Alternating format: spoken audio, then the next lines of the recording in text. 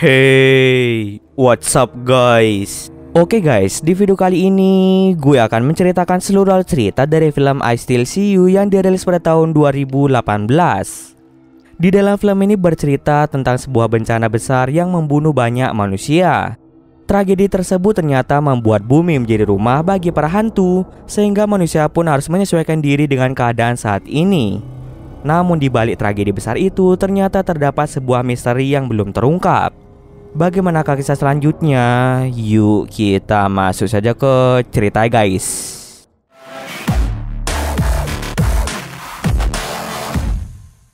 Film ini diawali dengan memperlihatkan seorang bocah bernama Ronnie yang sedang duduk di kelas bersama dengan teman-temannya sambil mendengarkan cerita yang diberikan oleh guru mereka. Di sana Ronnie sempat melihat ke arah jendela dan muncul cahaya yang sangat terang yang ternyata itu adalah sebuah ledakan besar yang terjadi di kota Chicago, lebih tepatnya di laboratorium Ashburn. Akibat ledakan tersebut membuat banyak orang di kota Chicago seketika tewas di tempat. Setelah kejadian tersebut mulai muncul banyak arwah yang mulai bergentayangan di bumi. Arwah-arwah yang bergentayangan di bumi biasa disebut dengan remnant. Remnant dan manusia kini hidup berdampingan, akan tetapi remnant tidak bisa membahayakan manusia. Remnant ini biasanya cenderung akan melakukan suatu tindakan tertentu. Singkat cerita, 10 tahun pun telah berlalu. Kini Ronnie pun sudah tumbuh menjadi gadis remaja. Ia saat ini tinggal bersama dengan ibunya yang bernama Anna, sedangkan ayahnya sudah meninggal akibat terkena radiasi ledakan di Chicago 10 tahun yang lalu. Setiap jam setengah 7 pagi, ayah Ronnie akan muncul untuk menemani Ronnie dan Anna sarapan pagi. Meskipun ayahnya saat ini hanya menjadi remnant atau arwah, Ronnie masih bersyukur karena diberi kesempatan untuk melihat remnant ayahnya walau hanya sebentar saja. Setelah selesai sarapan, Ronnie memutuskan untuk berangkat ke sekolah menggunakan sepeda. Di tengah perjalanan, Ronnie melihat ada banyak sekali remnant yang melakukan suatu tindakan tertentu. Singkat cerita, Ronnie tiba di sekolah dan dia langsung memasuki kelas. Di kelas tersebut, Ronnie diajarkan oleh seorang guru bernama Bittner. Bittner di situ menjelaskan tentang materi mengenai remnant. Dijelaskan bahwa remnant bukanlah makhluk hidup dan mereka tidak akan pernah bisa menyakiti manusia. Setelah membahas cukup banyak tentang remnant, akhirnya jam pelajaran pun telah usai.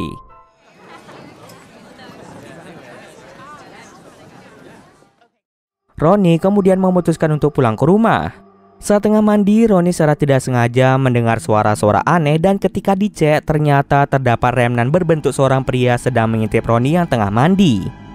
Di sini anehnya Ronnie sama sekali tidak mengenal remnant tersebut.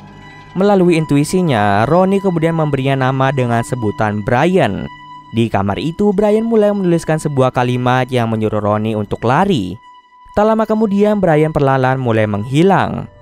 Ronnie pun sama sekali tidak paham dengan kalimat tersebut, kenapa dirinya harus lari. Ronnie berpikiran bahwa remnant itu ingin menyakiti dirinya. Keesokan harinya di kelas, tiba-tiba saja telinga Ronnie mendadak mengeluarkan darah. Bittner yang mengetahui hal itu langsung membawa Ronnie menuju ke ruang UKS untuk membersihkan sisa darah di telinganya.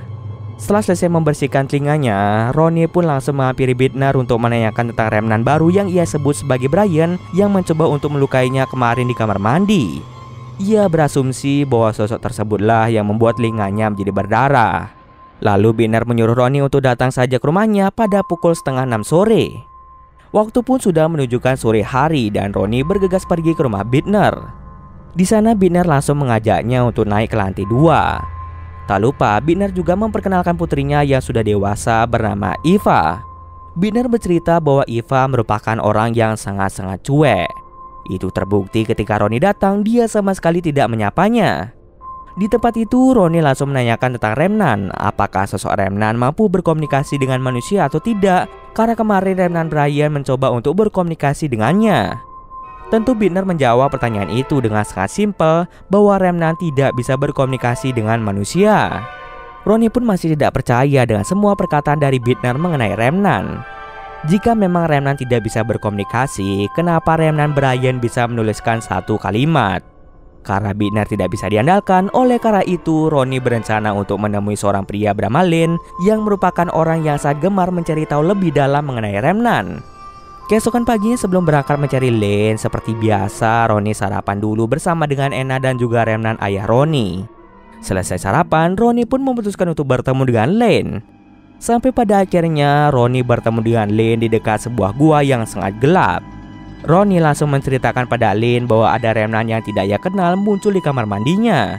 Oleh sebab itu, Ronnie meminta pertolongan Lynn untuk membantunya mencari tahu siapa remnant Brian. Awalnya Lynn menolak untuk membantu Ronnie, tapi ketika Ronnie memberitahu Lynn bahwa remnant tersebut mau membunuhnya, membuat Lynn menjadi sangat tertarik. Untuk bisa menangkap foto dari remnant Brian, mereka harus membeli lensa spektrogram yang harganya sangat-sangat mahal. Agar tidak mengeluarkan biaya yang sangat banyak, Ronnie kemudian mengajak Lynn untuk bertemu dengan temannya yang bernama Chandler yang ahli dalam menangkap makhluk tak kasat mata. Chandler kemudian menjelaskan bahwa mereka membutuhkan beberapa barang seperti lampu hitam, pembersih udara, dan beberapa bahan kimia. Setelah mendapatkan semua barang yang diperlukan, Chandler langsung merangkai sebuah alat yang bisa menangkap remnant. Setelah alat itu berhasil dibuat, Lynn langsung membawanya menuju ke rumah Ronnie. Mereka berdua pun mulai mempersiapkan segala sesuatu yang diperlukan untuk bisa menangkap remnant Brian. Saat sedang menunggu remnant tersebut, Ronnie secara tidak sengaja mendengar suara kebisingan dari lantai 1. Ketika ia mengeceknya, ada sosok yang lewat dan Ronnie mulai berasumsi bahwa itu adalah remnant Brian.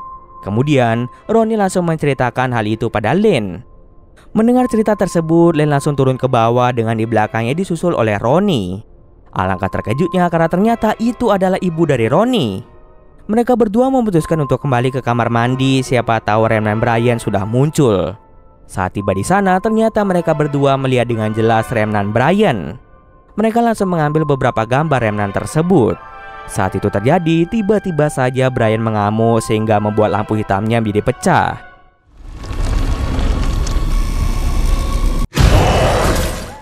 Setelah kejadian tersebut, Lynn langsung mencari tahu lebih lanjut mengenai remnant itu di internet.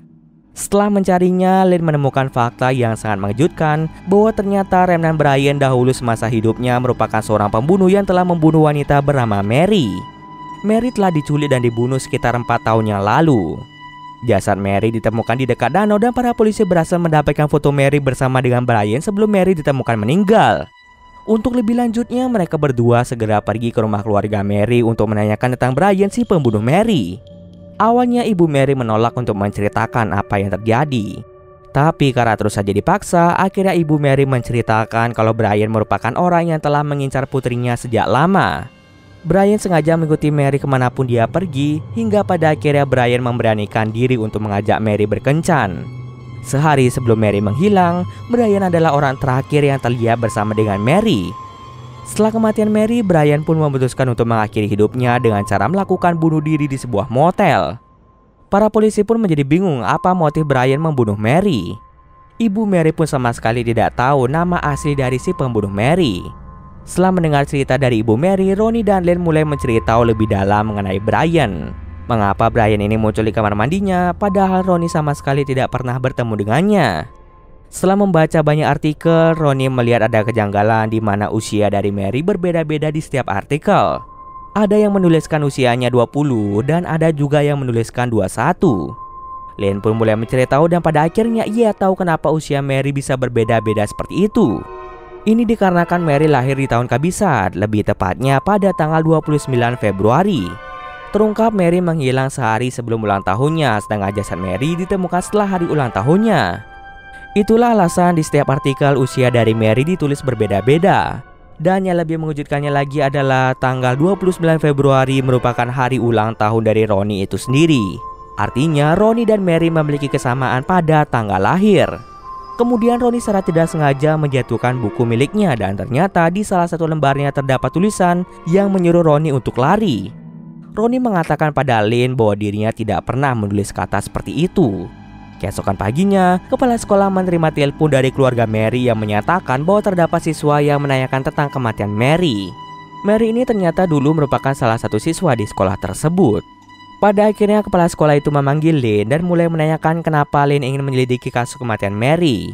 Kepala sekolah itu berkata bahwa keluarga Mary merasa terganggu karena pembicaraan Lynn kemarin. Kepala sekolah itu langsung menyuruh Lynn untuk berhenti mengusut kematian Mary. Karena kalau Lynn masih mencari tahu lebih dalam tentang kematian Mary, kepala sekolah itu tidak segan-segan akan mengeluarkan Lynn dari sekolah ini. Pada siang harinya di pertandingan basket, Ronnie beberapa kali melihat remnant Brian. Dan tak lama kemudian kepala sekolah itu terjatuh dari ketinggian yang membuat kepala sekolah itu seketika tewas di tempat.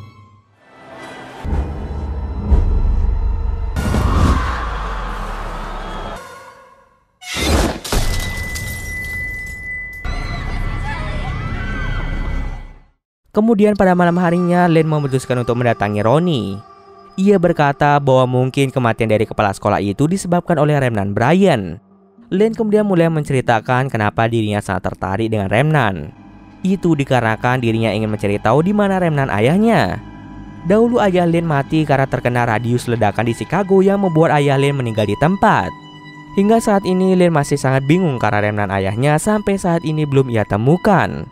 Berbeda dengan Ronnie yang setiap harinya melihat Remnant ayahnya di meja makan. Karena salju turun sangat lebat, ibu Ronnie menyuruh Lane untuk menginap di sini saja. Lalu saat tengah tertidur, Ronnie mengalami mimpi buruk lagi tentang Remnant Brian.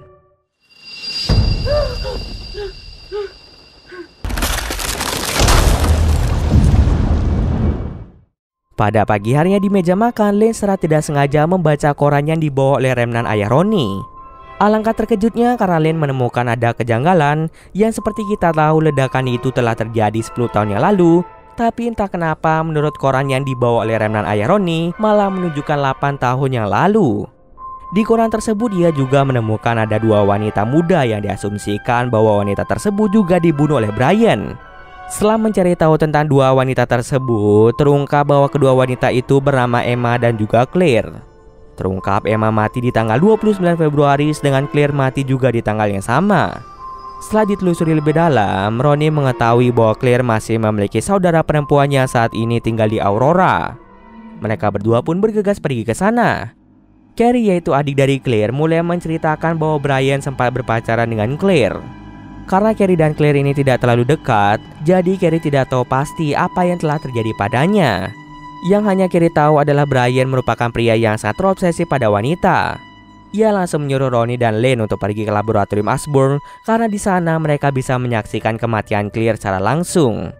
Tapi yang membuat Ronnie bingung kenapa Brian mengincar wanita yang tanggal lahirnya 29 Februari. Mendengar hal tersebut, Ronnie dan Lane langsung pergi ke Chicago, lebih tepatnya di laboratorium Ashburn. Sesampai di perbatasan Chicago, mereka diperingatkan oleh pesan berulang dan menyuruh mereka untuk kembali karena kawasan Chicago sudah ditutup permanen.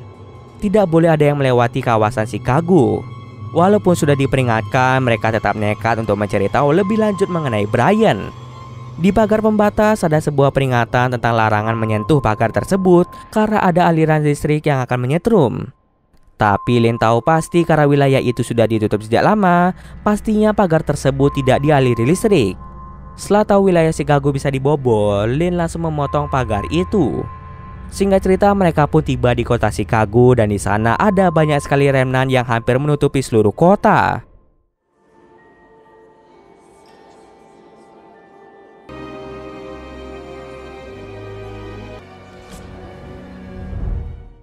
Tapi tak jarang di sana juga ada manusia yang tinggal di Chicago. Setelah tiba di laboratorium Ashburn, tiba-tiba ada salah seorang penjaga gedung tersebut. Ronnie dan Lane boleh menelusuri tempat itu jika dia mau membayarnya dengan sejumlah uang. Pada akhirnya Lane mulai membayar pria itu dan segera menelusuri lab tersebut. Di ruang bawah tanah tempat itu, mereka berdua melihat Claire yang dibunuh oleh Brian dengan cara dicekik.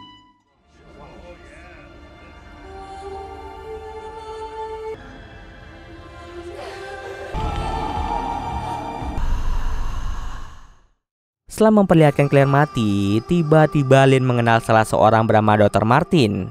Dr. Martin yang melihat Lane sontak kaget dan dia memutuskan untuk kabur dari tempat itu. Karena Dr. Martin sudah tua dan tidak kuat lagi untuk berlari, pada akhirnya ia pun tertangkap oleh mereka.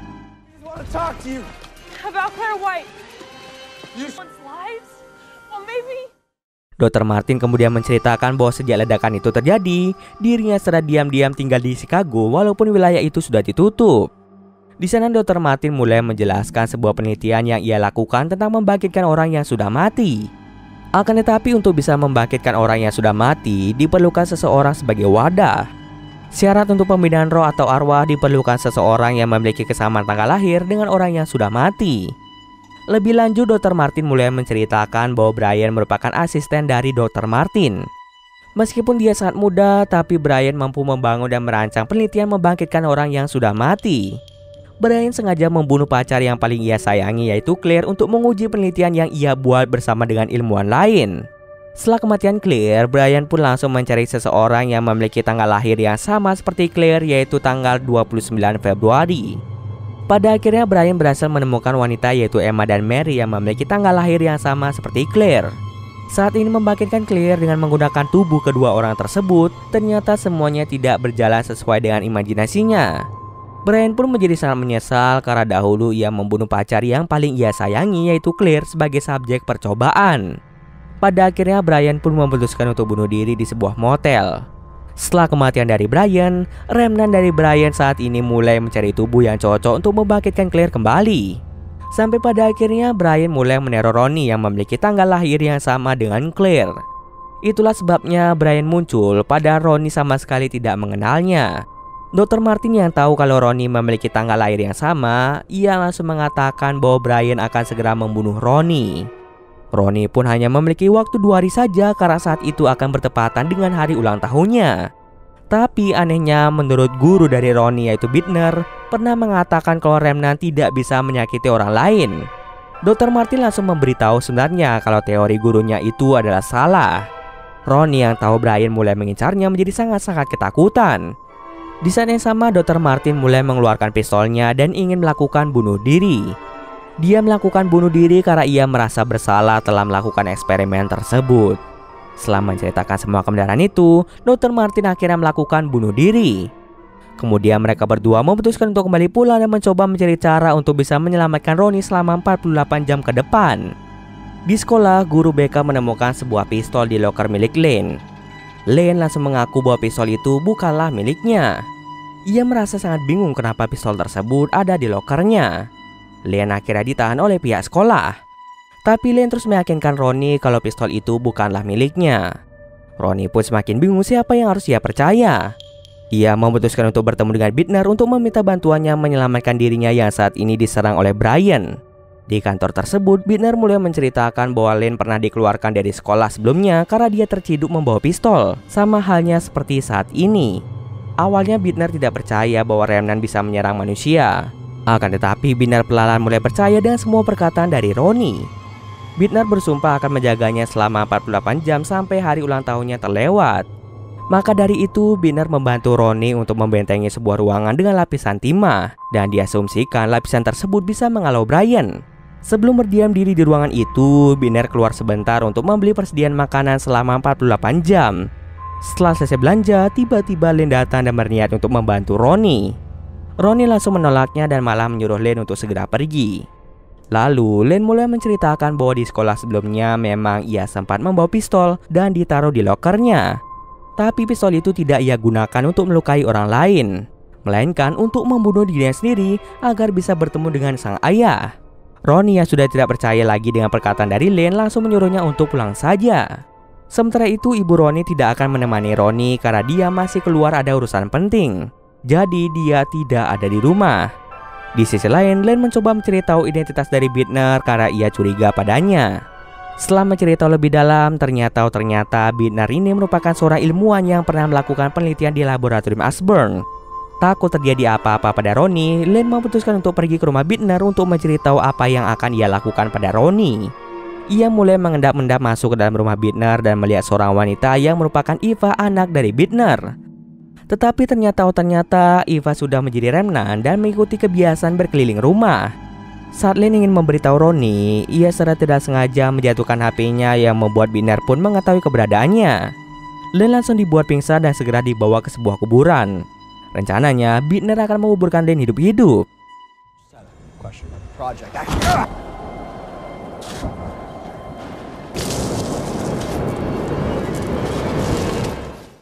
Setelah selesai menguburkan Lane, Bittner segera kembali ke rumah Ronnie. Ibu Ronnie berkali-kali menelpon ke HP milik Ronnie, tetapi ia tidak mengangkatnya. Kemudian Bittner mulai memberikan makanan pada Ronnie. Tapi di sini Ronnie memiliki firasat bahwa Lane adalah orang baik. Saat ingin ke kamar mandi, tiba-tiba Bittner langsung melarangnya dan malah berbuat kasar pada Ronnie. Di sini pun akhirnya terungkap semuanya tentang apa yang terjadi. Dahulu saat kecelakaan di laboratorium itu, putri dari Bittner yaitu Eva meninggal akibat terkena radius. Sementara Bittner dan para ilmuwan lainnya berhasil menyelamatkan diri mereka dengan masuk ke dalam ruangan anti radiasi. Setelah kematian Eva, Binner pun berencana untuk menghidupkan putrinya lagi dengan cara mencari tubuh yang cocok atau yang sama dengan tanggal lahir putrinya. Dan ternyata Eva juga memiliki tanggal lahir yang sama, yaitu 29 Februari. Binner sengaja menyuruh Brian untuk mendekati wanita-wanita yang memiliki tanggal lahir yang sama agar Binner lebih mudah untuk membunuh wanita tersebut. Binner ini memang sengaja menjadikan Brian sebagai umpan saja supaya Brian dituduh atas pembunuhan-pembunuhan yang terjadi. Tidak hanya itu saja, Binner lah yang menaruh senjata di loker milik Lane. Setelah mengetahui kalau Binner yang jahat, pada akhirnya Ronnie mulai memberontak dan mencoba untuk kabur dari rumahnya.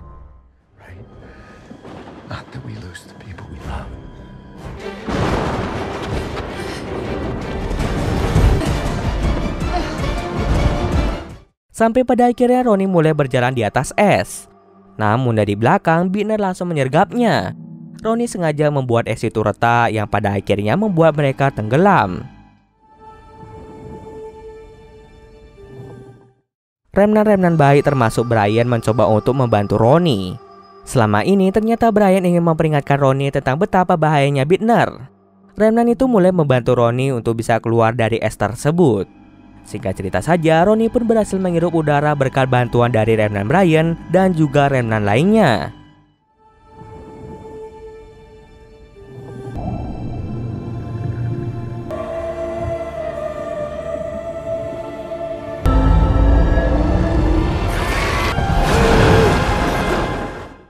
Tapi karena tenaga Ronnie sudah terkuras habis dan juga kondisi yang sangat dingin, membuat Ronnie tidak kuat lagi untuk naik ke atas es.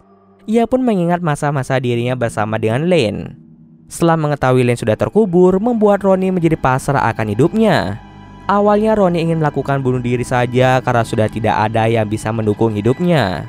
Tapi tiba-tiba saja Lane datang tepat pada waktunya dan berhasil menyelamatkan Ronnie. Lane ternyata berhasil selamat dari kuburan tersebut berkat bantuan dari ayah Lane yang selama ini tidak pernah berjumpa dengannya. Lane merasa sangat bersyukur karena ayahnya mampu menyelamatkannya. Semenjak saat itu, Ronnie dan Lane mulai menjalin asmara. Mereka berdua lalu pergi ke makam ayah Ronnie dan menaruh sepatu skating milik ayah Ronnie di kuburan tersebut. Ronnie menyuruh ayahnya untuk tidak lagi menjadi remnan agar ayahnya bisa tenang di alam sana.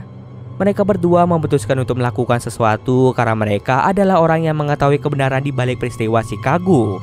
Mereka pergi dengan dilihat oleh Binner yang saat ini sudah menjadi remnan. Dan cerita pun selesai.